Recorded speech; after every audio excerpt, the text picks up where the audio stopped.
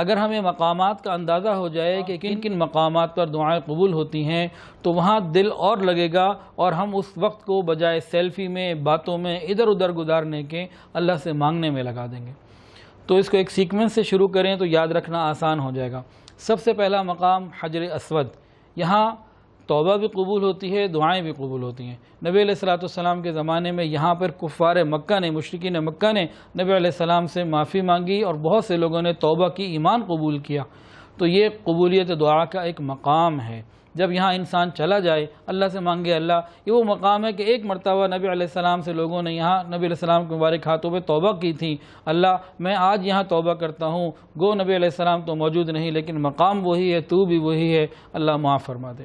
تو حجر اسود، اب حجر اسود سے بالکل جڑا ہوا جو مقام ہے وہ ہے ملتزم۔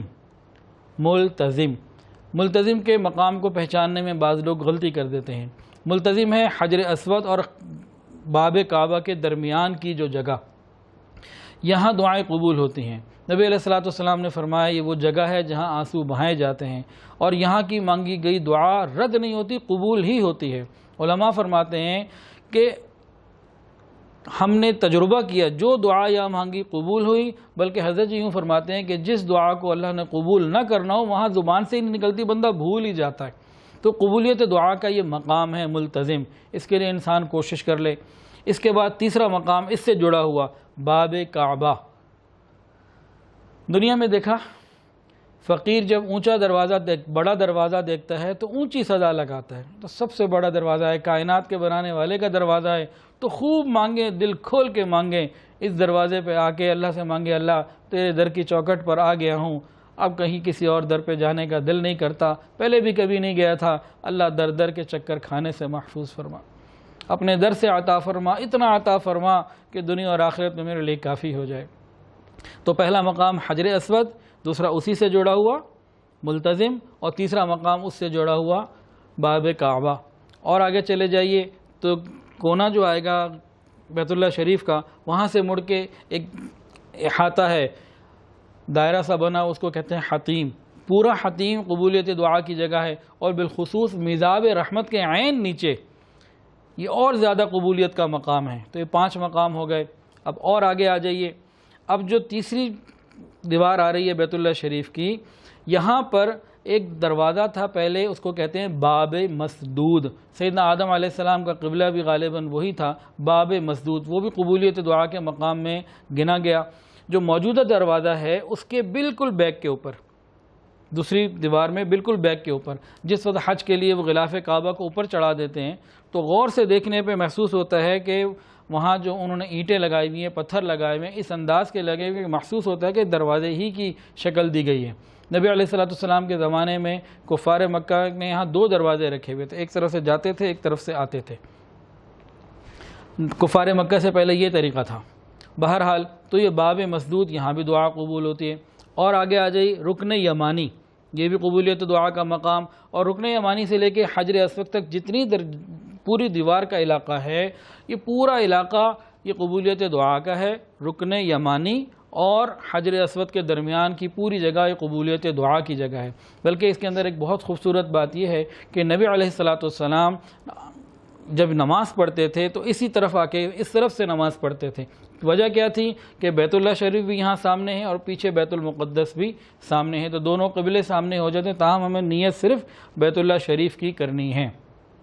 اور یہاں بتایا گیا 70,000 فرشتے بھی یہاں کھڑے ہوتے ہیں جو دعا کرنے والوں کی دعاؤں کے اوپر آمین کہہ رہے ہوتے ہیں۔ تو دوران طواف یہاں پہ ربنا آتنا فی الدنیا حسنہ وفی الآخرۃ حسنہ وقنا عذاب النار، یہ دعا اور مختلف دعائیں یہ مانگنی چاہیے۔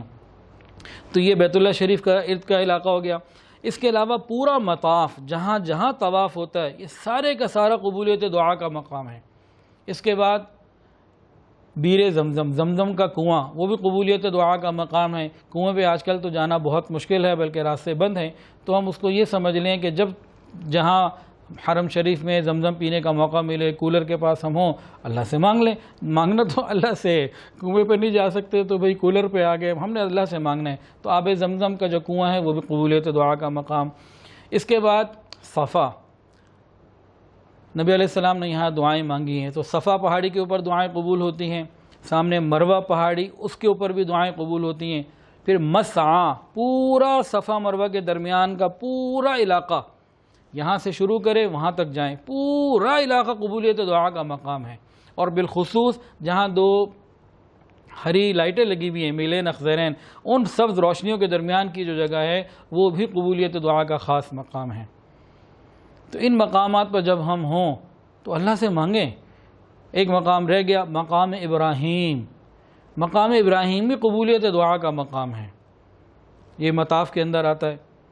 تو ان مقامات پر جب ہم ہوں اس وقت کوشش کریں کہ ان مقامات کی اہمیت ہمارے دلوں کے اندر ہوں، مانگ رہے ہوں، اللہ سے دل لگا ہوا، ہاتھ اٹھا کے مانگے، ہاتھ چھوڑ کے مانگے، دل اللہ کی یاد کے ساتھ دعاؤں میں لگا ہوا ہو، اللہ رب العزت بہت عطا فرمانے والے ہیں۔ چند باتیں تو یہ ہو گئیں، اس کے علاوہ منی، مزدلفہ، عرفات، یہ سارے میدان، سارے مقام حاجی کے لیے ہر وقت قبولیت دعا کے ہیں۔ احرام باندھ کر حج کے ایام میں یہ جو وہاں چل رہا ہے، آ رہا ہے، جا رہا ہے، کہیں بھی ہے، یہ پورے جو مقامات ہیں قبولیت دعا کے مقامات ہیں۔ اس کے علاوہ مدینہ طیبہ میں روضہ رسول کے پاس پوری مسجد نبوی شریف اور جبل احد، شہدائے احد کا مقام، اور مسجد نبوی شریف کے اندر بالخصوص ریاض الجنہ، اور اس کے اندر بھی جو بعض ستون ہیں، ستون عائشہ ہے اور دوسرے ستون ہیں، یہ تمام قبولیت مقامات، یہ تمام جگہیں، یہ مقامات قبولیت کے اوقات اور مقامات ہیں۔ یہاں قبولیت اوقات بھی ہیں، دن رات میں ہمیں میسر آتے ہیں، اور شخصیات بھی ہیں، اور وہ مقام بھی ہے۔ تو وہاں ہمیں چاہیے خوب اللہ سے مانگیں، دنیا اور آخرت کی بھلائیاں مانگیں، یقیناً اللہ رب العزت عطا فرمائیں گے۔